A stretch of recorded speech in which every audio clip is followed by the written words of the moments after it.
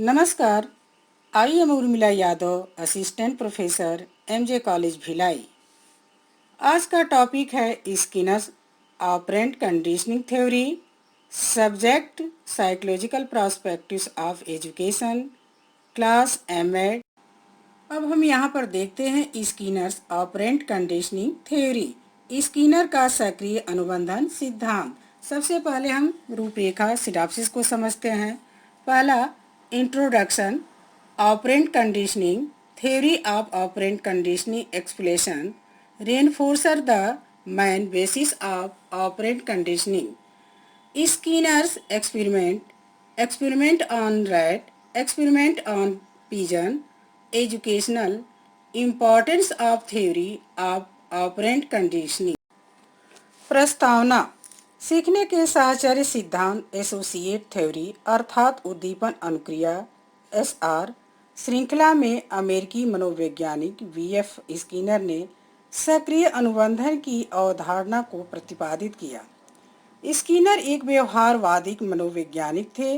उन्होंने व्यवहार का व्यवस्थित एवं वस्तुनिष्ठ अध्ययन करने के उद्देश्य से एक यंत्र विकसित किया जिसे स्किनर बॉक्स के नाम से जाना जाता है।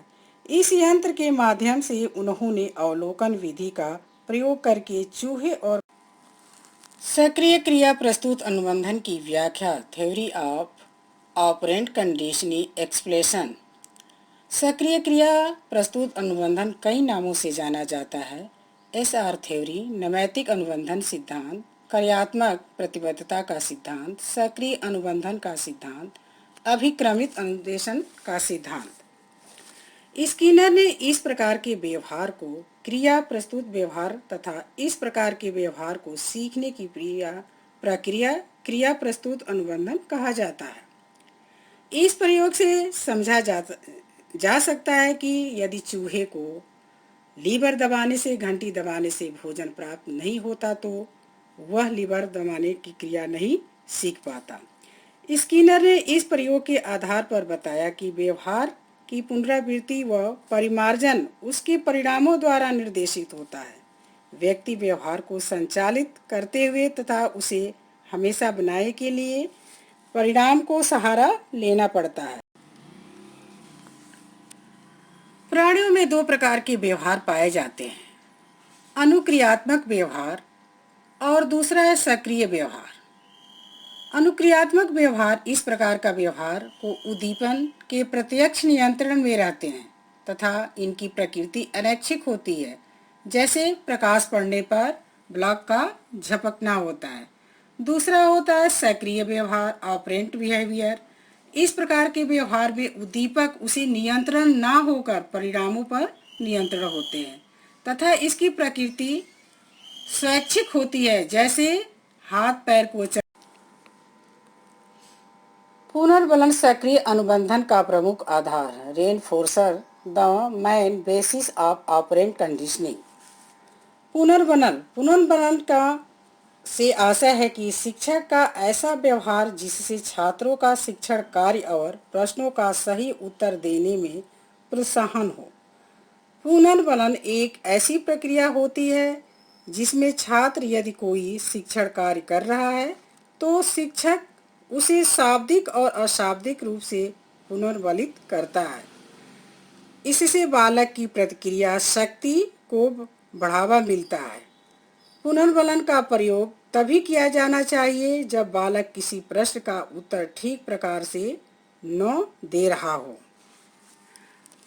पुनर्बलन जो उद्दीपक किसी अनुक्रिया को बार बार करने के प्रेरित करते हैं उसे पुनर्बलन कहा जाता है।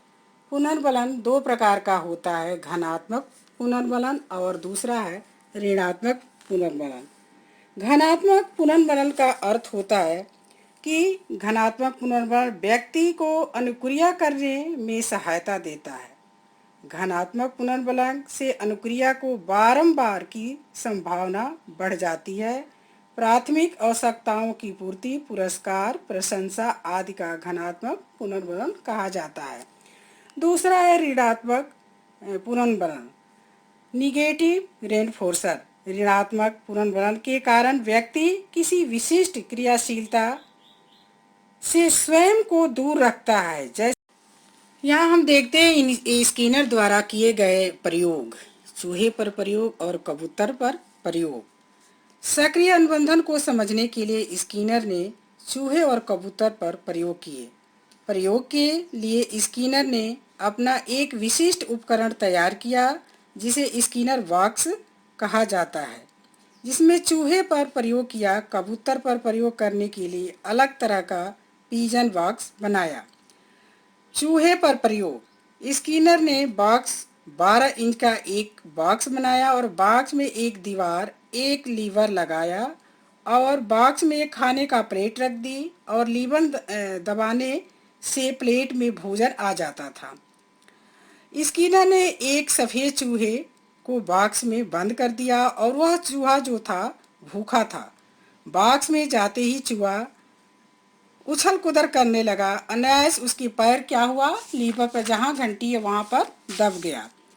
लीवर दबते ही भोजन का टुकड़ा एक अंश प्लेट में आ गया और भोजन मिलना चूहे के लिए पुरस्कार था। बहुत चूहा भूखा था और पुनः भूख लगने पर उछल कूदल करके अचानक उसका पैर उस लीवर पर जाकर पड़ जाता था और उसे भोजन प्राप्त हो जाता था। जब चूहे ने लीवर को आसपास उछल कूदल करना आरंभ किया और भोजन मिलता गया, चूहे की जो भूख थी वो शांत हो गया और स्किनर ने देखा कि भूख मिटने पर चूहा पुनर्बलन मिला और धीरे धीरे लीवर दबाना भोजन प्राप्त करने का तरीका वह सीख गया। बार बार वह लीवर दबाता था और उसे भोजन प्राप्त हो जाता था। दूसरा है कबूतर पर पिजन पर एक्सपेरिमेंट। कबूतर पर प्रयोग, पिजन पेटिका में एक दीवार पर कबूतर के सिर पर एक ऊंचाई और एक बटन लगा था। बटन पर चोंच मारने पर थोड़े दाने नीचे रखे थे प्लेट में आ जाते थे और बॉक्स में प्रकाश की ऐसी व्यवस्था की गई कि लाल रंग का जो बल्ब लगा था प्रकाश था और एक नीले रंग का। जब बटन लाल रंग का पड़ने से दबता था तो उसके चोंच में दाने आ जाते थे और भोजन प्राप्त हो जाता था। और नीले रंग का कबूतर इधर उधर चोंच मारते रहा। लाल रोशनी पड़ने पर बटन पर चोंच मारी और उसे भोजन मिल गया। कबूतर को दिग्भ्रमित करने के लिए नीली रोशनी को कभी लाल रोशनी डाली जाती थी और कुछ अनायास सफलता के लिए कबूतर लाल रोशनी। सक्रिय अनुबंधन सिद्धांत की शैक्षणिक उपयोगिता, educational implication of theory of operant. इसमें पहला है जैसे कि यह सिद्धांत बताता है कि बालक में भी अच्छे व्यवहार को उत्पन्न करता है तो उसे पुनर्बलन देने की आवश्यकता पर जोर देना चाहिए। सेकेंड है, यह सिद्धांत बालकों की आवश्यकता पड़ने पर जोर देने को कहता है। और तीसरा है, यह सिद्धांत शिक्षण में कंक्लूजन, उपसंहार। उपरोक्त सभी बातों का सक्रिय अनुबंधन सिद्धांत ने ही जन्म दिया है और इसके परिणाम स्वरूप आज शैक्षणिक जगत में अभिक्रमित अनुदेशन शिक्षण मशीनों और कंप्यूटर निर्देशित शिक्षण में अपनी जड़ गहरी करनी प्रारंभ कर दी है।